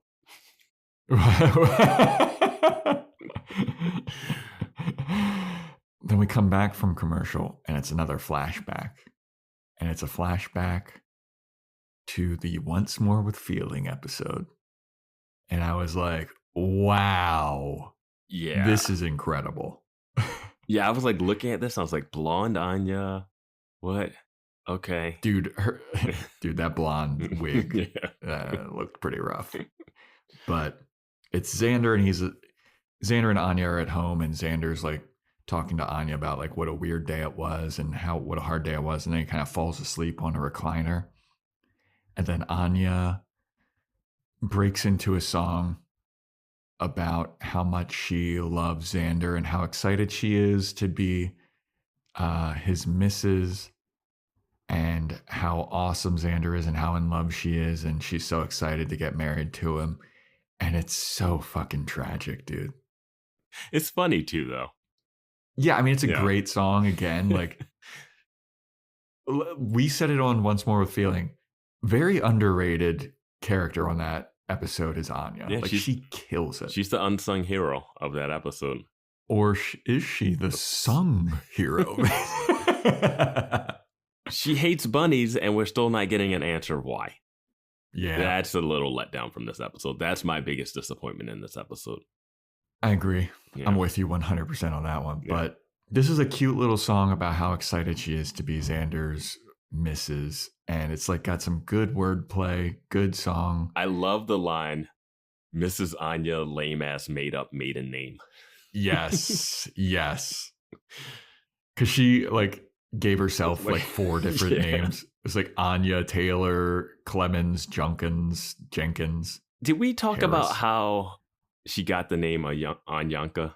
Is when the Hoffman shows up and he names her Anyanka. Yeah, we didn't talk about that because she's like, my name is Odd. And he's like, no, it's not. It's Anyanka. Yeah. She's like, no. He's like, no, that's who you are. You're Anyanka. Yeah. Okay. This name thing, I know it's there for a reason, but I can't track it yet. Yeah. I don't know why her name had to change. Mm. And it's not like she goes back to being called Odd later or anything. Yeah, and I mean, you could be called Anya in 880 or whatever. Like, yeah. Is it like not a time accurate name or something? No, it doesn't matter. Yeah. I'm just thinking like they mentioned the names that she makes up here in the song. Mm-hmm. I was surprised that they cut to her fantasizing about being married. I thought it'd be something different. I liked it because of the juxtaposition about what's going to happen, because she's dancing around the house and she's in like normal clothes, and then she goes out onto their little patio and she's in her wedding dress and she's looking up into the sky and she's like got just a heart full of hope and singing her heart out in her wedding dress. And then it cuts back to Anya with a sword in her chest. Meanwhile, Xander's asleep on the couch after summoning sweets and having everyone curse and dance to death. Yeah, he's just like, tough day at work. Anyway, I'm gonna take it. I gotta get up early tomorrow. Yeah, I don't know why everyone's singing and shit, but yeah. Another thing that Xander will not be punished for. Yeah. All right, we're on record of saying he absolutely should be getting reprimanded for that. Yeah. I will say, I think both him and Willow get away with a lot. Mm-hmm. Yeah. They definitely do both get away with a lot. And Buffy gets away with a lot too. Oh, yeah, she does. Spike gets away with a lot. Oh my God, does he? But Willow never gets like reprimanded for it. In the social media, as you would say. Maybe. Does she get reprimanded in the show? Thing is, the reason why people don't like Xander is because he never gets reprimanded for it, right? Yeah, he doesn't get reprimanded on the show either. I think him and Willow both don't get reprimanded on the show. Buffy and Spike get their little comeuppance here and there. But you know what? My bigger issue, Willow still never got really bringing Buffy back and never really getting chewed out for that. This is what it was, is that neither of them get their comeuppance or reprimanded for it, but Xander gets all the hate and Willow doesn't. That's what was the point that I was about to make. Yeah. I mean, Xander, why don't they let Xander take some heat for some of this stuff? I know. Dawn scene. Dawn got more heat for being a klepto than he did for summoning sleeps. And that was like nothing. Yeah, I really thought he was going to get some kind of talking to earlier in this episode. I was like, this is the time. Yeah. And nothing. I can't believe he brushed Willow off. That. Willow should have just froze time and said, hold up, Xander. What the fuck did you tell her? That is a big fucking thing. Yeah. Buffy said, you guys were cheering for me to kill Angel.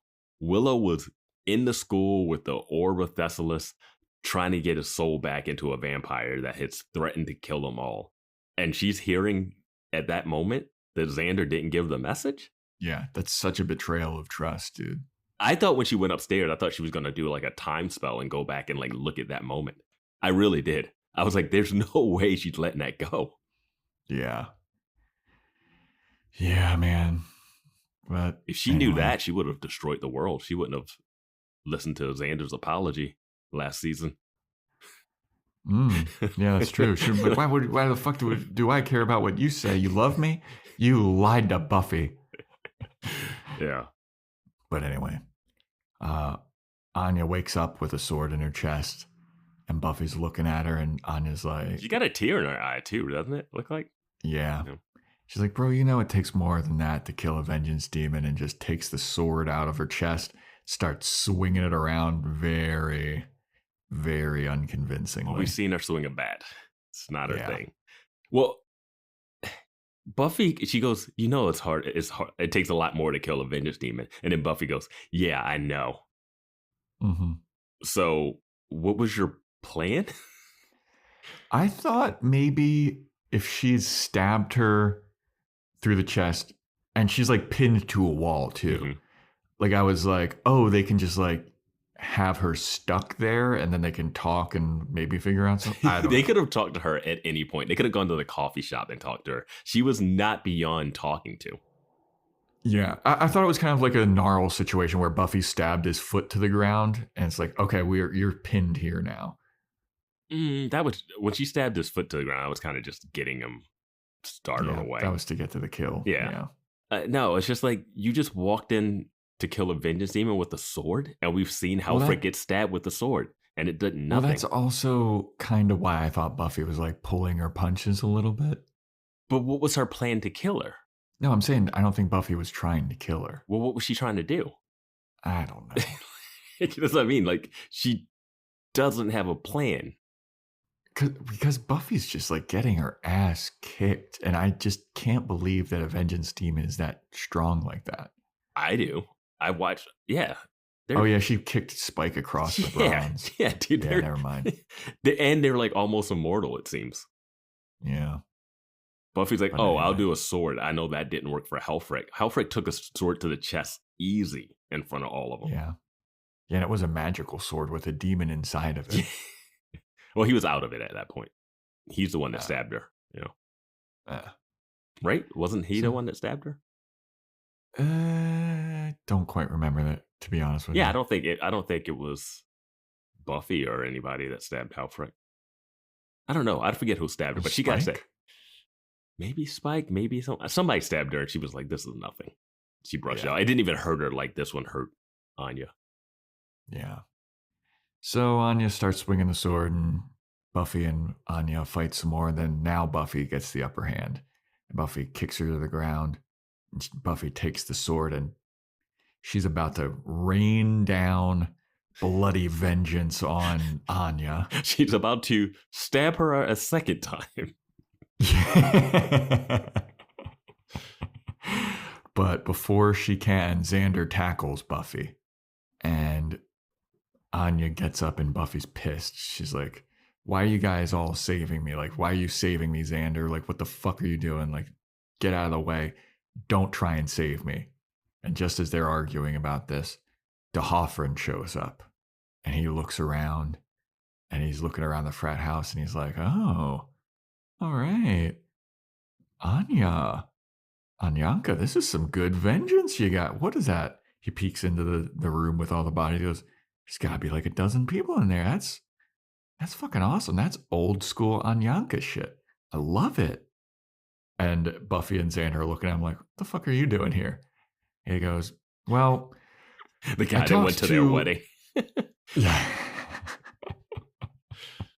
I talked to your friend, your dear friend, Ms. Rosenberg, and Willow wants Anya out of the Vengeance Demon game.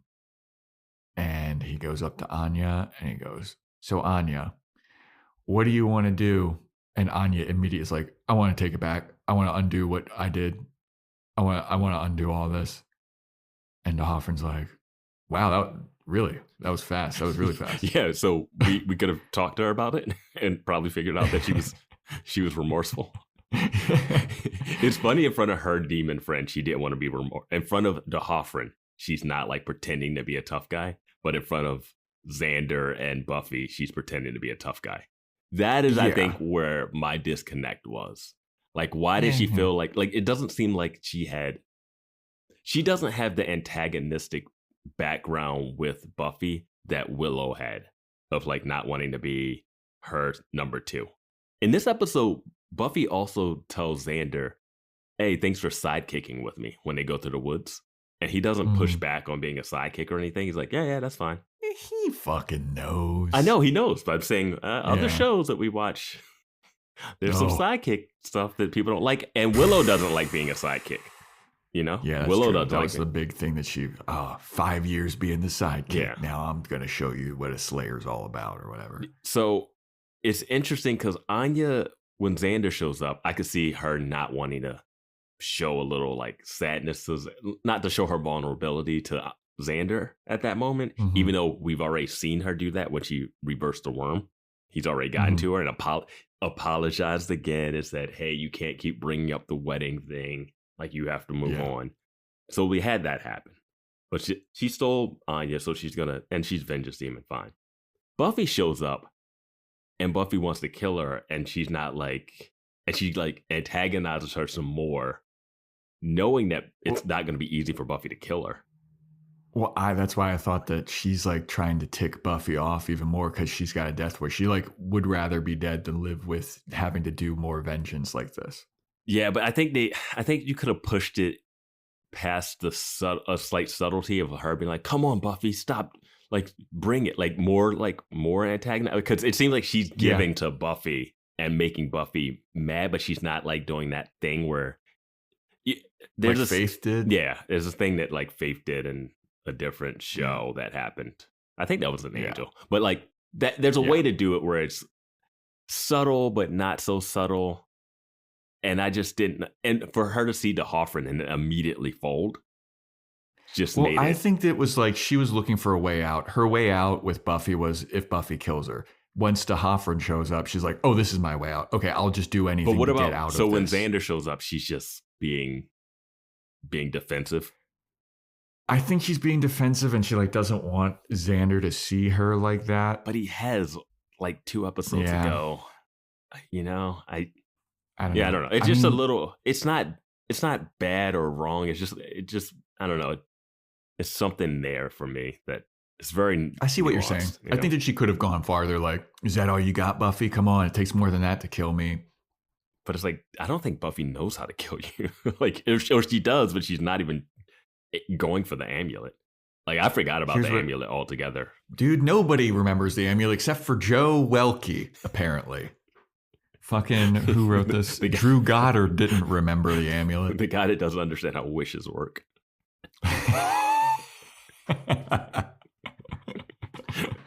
Look, we've come a long way from that, Vance.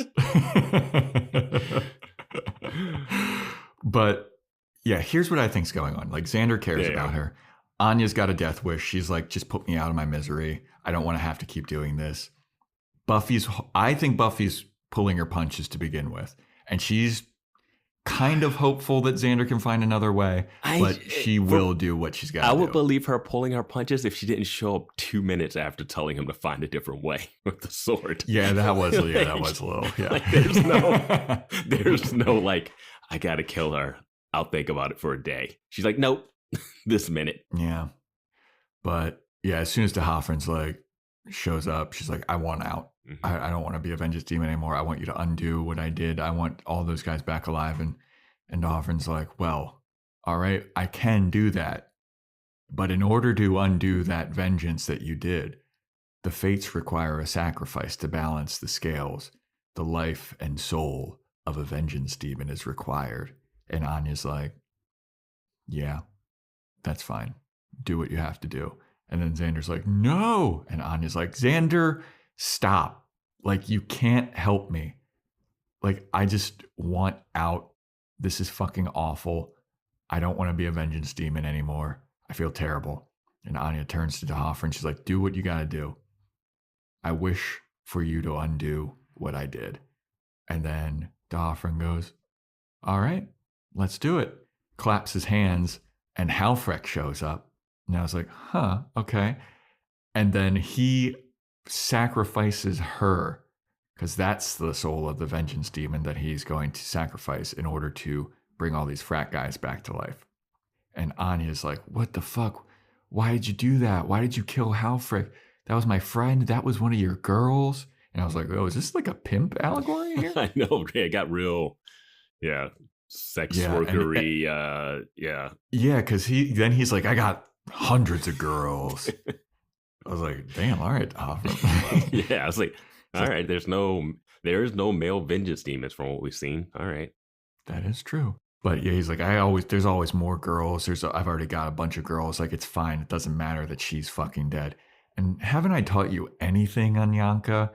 You never go for the kill. You go for the pain. So that's why I sacrificed your dear, dear friend Halfrek. And now you have to live with this. But guess what? You're out now. That's it. And Anya's like, you should have killed me. You should have killed me. And he goes, oh, I wouldn't worry too much about that. Because, here, let me get this. From beneath you, it devours. Be patient. And then he disappears. Yeah. Like, there was a moment, like, I wasn't expecting Halfrek to come. And then a moment when she made the wish, I was like, oh, wait, he's going to kill someone else. Like, the look on when they cut to the look on his face before he summoned Halfrek, I was like, oh, shit. Like, it hit me then. Like, it wasn't like I knew it beforehand, but when I saw that look on his face, I was like, oh, he's not killing Anya. Because I was like, this is an interesting way for Anya to go. And it's your prediction. She is selfless. Yeah. Like, that is the selfless move. That's the selfless move. Yeah, she did try to do a selfless thing. She thought it was going to be her. Yeah. I mean, even afterwards, she's like, it should have been me. Afterwards, I think she's almost like, at first I thought she was maybe threatening that she was going to go after D'Hoffrun for doing this.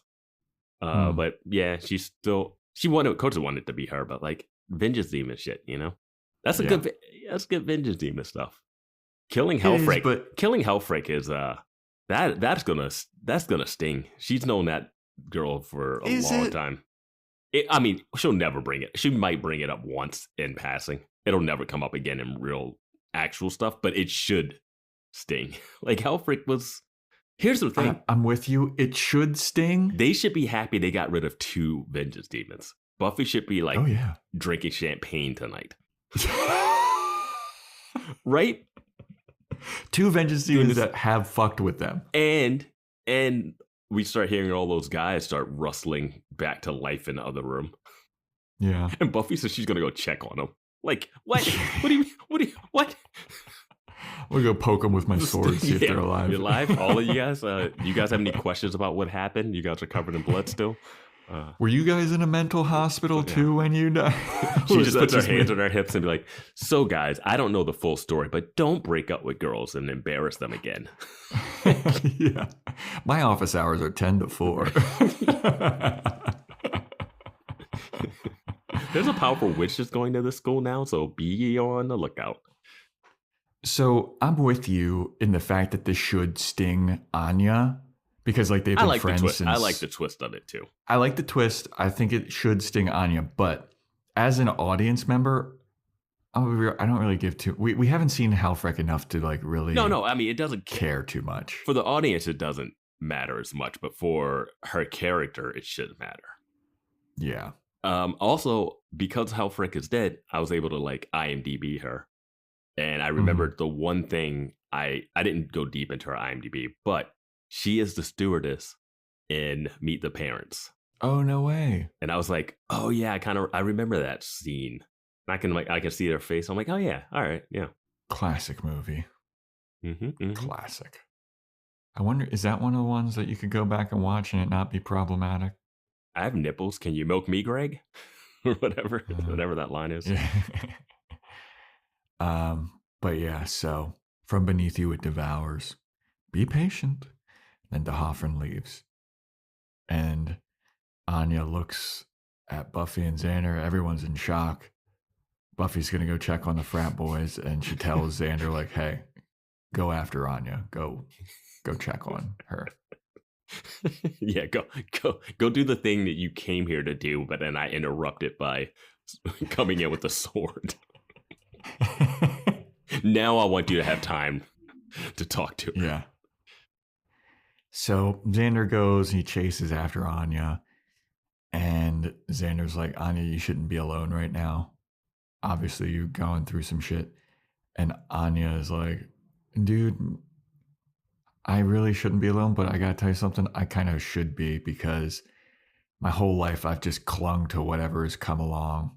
Like, I was with Olaf, I was a vengeance demon for forever, and then as soon as I became human, I clung to you. Like, I don't even know who I am really anymore. And Xander's like, well, as someone who was being clung to, I didn't mind. He says he said as a clingy, because he also is clung to Buffy. Yeah. And so Anya's like, well, thanks for that. Thank you for saving me again, I guess, or whatever. And Xander's like, oh, so we're not going to like hang out right now, are we? He doesn't say that, but he's just kind of realizing that. And he's like, all right, well, I guess I'll see you around. And he kind of walks past Anya. And Anya's like, she says she's worried that she's a nobody because I am vengeance. But now she's no longer a vengeance demon. And now she's worried she's a nobody. And Xander says, don't be a dope. And then she goes, I'm a dope. All right, that's what I am. And then I get super worried every time I see this. Xander walks home alone at night with no weapons. Yep. The plot armor is thick on that one. And Anya is now a regular human girl. Walking home by herself. Walking home alone at night. They both walked their separate ways. If the next episode was, wow, they both died on that walk, I'd be like, yeah, it's weird for the show, but that tracks. I would have loved if, because I knew that they were going to start walking their separate ways. Mm-hmm. I would have loved if Anya would have had to walk where Xander was walking and be like, oh, now this is awkward. We just did that, said goodbye, but now we're both walking in the same direction. I'm not following you. Yeah. But this is just, I have to go that way too. We're like, it's not safe. It's not safe. Here's my thing. Yeah. What is her reason to stay in Sunnydale? Yeah, the magic box doesn't exist anymore. She doesn't really like any of the Scoobs. She doesn't have one. No. Yeah, she's gone. She's going to go to fucking Los Angeles, start hanging out with Angel. Does he know her? I don't think he does. No, he did, because they went to prom together. Because he went to prom with Buffy and Xander was with Anya at that point. Yeah, but like their interactions would have been minimal there. And she kind of ran away for graduation, came back the last second. Yeah. So she wasn't even really a part of all of the graduation planning. Well, when Angel came back and fought Riley in that alleyway. No, she wasn't a part of any of that. Because he leaves after season 3. Yeah. Yeah. They have not really interacted much. Yeah. But she did sleep with Spike. Yeah, she did. Who could forget that? Yeah. Anyhoozles. That's the episode. What'd you think? You got anything else to say about this one, Vance? Selfless? DeHoffrin's great. DeHoffrin's a fun character. I thought Anya might die in this one. Everything was setting up. All the recap was all Anya heavy. that flashback giving her another musical scene, I was like, oh boy, they are sending her off. They are sending her off. Exactly. Yeah. As I was like, all right, this is an Anya-centric episode when they did the flashbacks with Olaf and then like going back to 1904. I was like, okay. But when they gave her another song, I was like, oh, she's fucking dead. Yeah. And then she doesn't die. I was like, okay. Now if she does die, I don't know what that episode will be like. Yeah. I don't even know if she's like going to be in it that like, I think like I said, she doesn't have a reason to stay in Sunnydale. Yeah. She might maybe if she like figures into like the final battle somehow. I think she's got to stick around just because the Hoffman said the thing to her. Oh yeah, from beneath you it developed. Yeah. Yeah. Which is such a simple way to tease the big bad of the season. It's just like every episode is like someone just is like, yeah, that thing is coming. Yeah. Yeah. I really like this episode. I thought Emma Caulfield, that's her name, right? Mm-hmm. I thought she acted her asses off. Yeah. I thought it was a good showcase for her. Yeah. Good emotional episode. There was some nuance. I loved the argument. Mm-hmm. I thought Xander and Buffy were having. Argument. I thought Buffy acted the argument really well. Yeah, Michelle Gellar. I thought Xander did too. Xander did okay, but then was a lot of that like look, that brooding look. Yeah. And Alyssa Hannigan does a good job with, minus that line where she just has to be like comic relief line. Yeah. But like she does have some stuff when she's on the couch that works. Yeah. Thought overall good episode, man. Yeah, and not a lot except for fucking the amulet. Amulet. How does nobody amulet? You said amulet. Yeah. I don't like a Buffy episode that doesn't have breakfast in it. Dawn only gets that one scene at the beginning. I got to take points off for not paying off the bunny thing. The bunny thing doesn't make. That was a disappointment. That was a disappointment.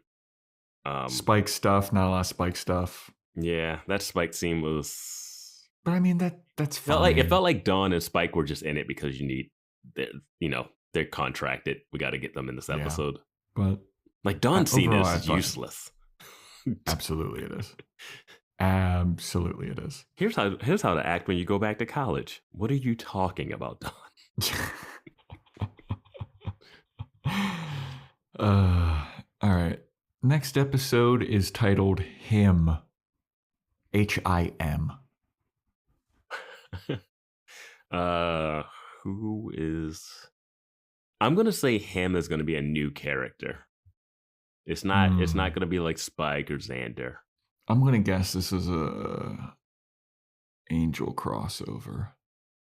I'm gonna guess this is gonna have something to do with Principal Robin Wood. Principal Wood? Yeah. Okay. Why not? Okay. All right. I'm gonna say Angel. You say every other male character that exists on the show. No, I said it's not going to be about. Yeah. I think it might just be a full-on new character, but if it's a character on the show, it's going to be the principal.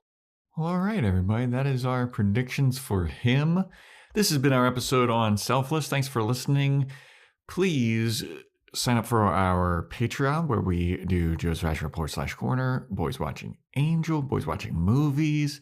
Join our Discord, where we talk all things Buffy, Angel, and more. If you want to get a shout out, Apple Podcast 5-star rating and review, Spotify 5-star rating, screenshot it, send it to us somehow. Follow us on Instagram at Boys Watching Buffy, boyswatchingbuffy@gmail.com. We've got an Amazon wish list. We've got merch. Anything else? I feel like I'm missing something that we normally plug. Boys Watching Movies, Boys Watching Angel, Discord. Angel's a fun one this time around. Angel's going to be a fun conversation. Yeah, it is. Yeah. Angel's weird. Yeah. It's like, I wonder, we'll talk about it, but I wonder if we would have liked it better if we were watching Angel separately from Buffy altogether. Yeah. Anyway, yeah, that's it. If I forgot something, Fucking go back and listen to the end of another episode. It's probably there. I don't know what you're forgetting. We got merch. Yeah, I don't think we got merch. We got merch. Yeah, we got Amazon. Whatever. Yeah. Thanks for listening, everybody, and stay tuned next time for when we talk about him.